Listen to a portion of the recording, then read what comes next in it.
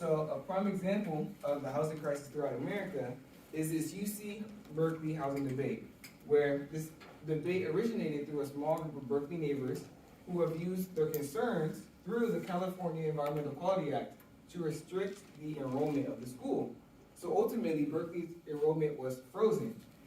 To admit, the Berkeley has been estimated to admit more than 45,000 students in their 2022 fall, but as a result, Berkeley had to slash these numbers. Enrollment had to move down to levels around 42,000 students. So ultimately, students weren't able to take advantage of the opportunities, and this has been seen throughout these two numbers, where 5,000 acceptance letters were not sent out. That means that the applicants met the requirements and were supposed to be able to attend the school, but weren't actually able to take that opportunity. And in-person enrollment was slashed by around 2,500 students, meaning that they were enrolled in person, but they had to choose to do something else. That means taking a semester remotely, lose their slot, or even consider another campus. So ultimately, students were restricted because of the concerns of this small group of Berkeley neighbors. And ultimately, they weren't able to take advantage of this prestigious school. And this small issue, well, not small issue, but this issue within the Berkeley community represents an issue throughout America, where 10% of Cal State students and 5% of UC students are facing housing insecurity. So while this freeze in enrollment affects the Berkeley students, it already contributes to this issue, the significant issue, limiting one of the most affordable, prestigious schools in the country. And this presents an issue with housing, where housing is a basic need, and when your needs are not met, it makes it difficult to succeed in getting your education. And this quote represents this, where housing allows people to receive education, take advantage of their opportunities. And the mayor of the Berkeley is an example of this, where housing was, or this opportunity to go to Berkeley was an instrumental opportunity for him to just go for his goals and do things that he wanted to do in his future. So this presents an issue with the system, the consequences of the weaponization of zoning laws. So zoning laws are formed. Zoning laws distort the housing market, which this is because they're consumed by private interest and bias. And this private interest and bias reflects historically racist and classist undertones that perpetuate segregational housing practices. So ultimately, the consequences of this weaponization of zoning laws and community engagement is housing insecurity, as we saw, disparity of wealth, which is the widening wealth gap, and gentrification, which is displacement of locals.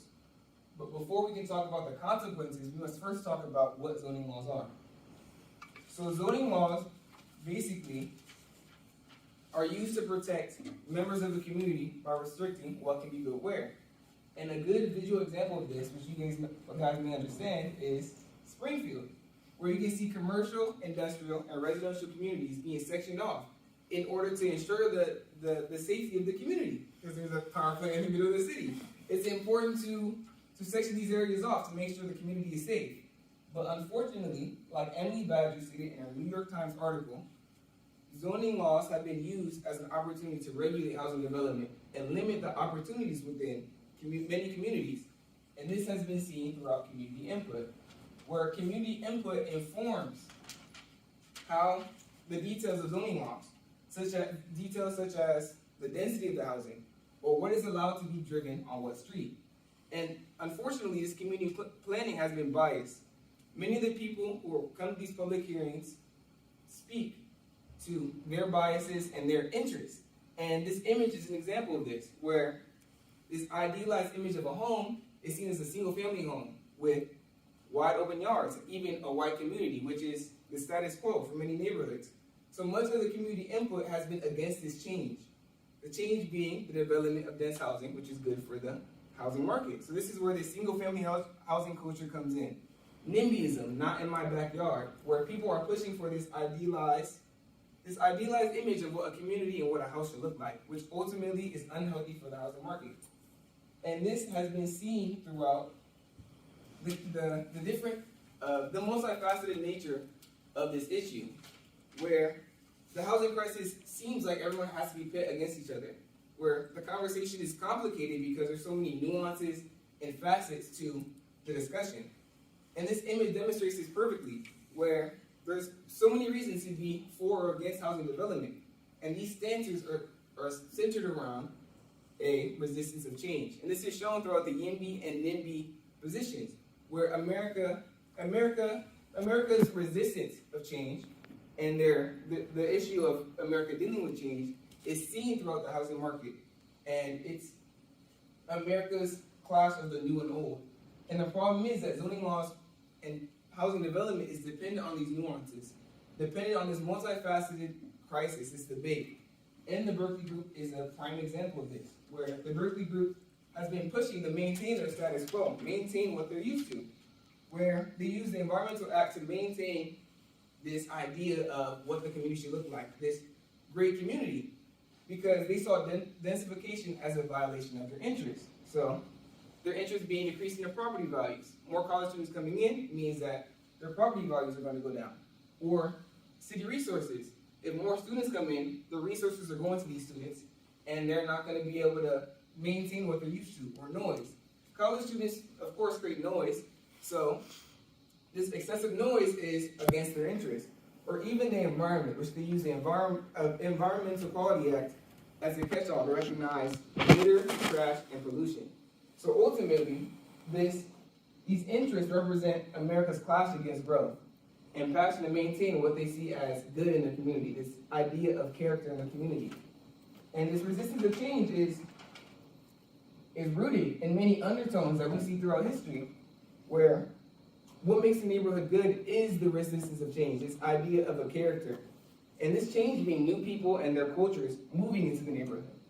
And this unique position turns into a resistance against the integration of cultures, which informs community input, which ultimately allows zoning laws to be this segregational practice, this practice where neighborhoods are enforced by sentiments underlaid by troubling racist and classist undertones.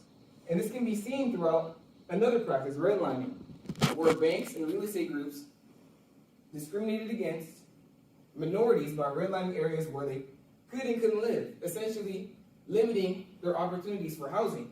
And this is a parallel to the redlining, since it is influenced by this fear of change, influenced by these cultures integrating.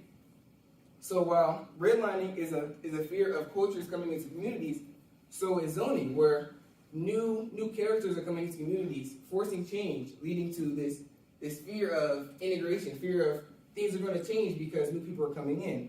And this can be seen throughout an apartment being built nearby and a new family structure, maybe a single mother moving to the apartment building, or even children of a different culture moving into the school system nearby.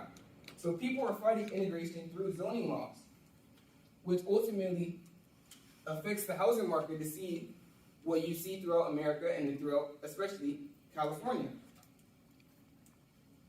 So a solution to this, a not so effective solution to this, is simply being pro-housing. Although there is a low supply and a high demand of housing, we cannot simply build housing to meet this demand, because simply, while it is true, we need to increase the supply, simply building housing will lead to gentrification, which is the displacement of locals. So it will function more toward the wealthy instead of those that are desperately in need of housing. So this is more of, this is effective because it's cycling the crisis, going back into this idea that we need to help those who are desperately in need. And a more effective approach is intersectionality. The goal of intersectionality acts to provide recognition and support for those that are desperately in need of housing. So it acknowledges the extreme demand for development within the housing market alongside managing the social conflict we see throughout the Berkeley crisis. And this effectively works to meet the needs of everyone, acknowledging the demands and the concerns. And this picture is a great example of this, where it's a San Francisco YIMBY group where teachers, janitors, people from different races, classes, and identities coming together to not only meet their concerns, their individual concerns, but meet this demand that we see throughout the housing market. So intersectionality aims to do exactly this, meeting the need for housing by serving everyone in the community is this idea of unity.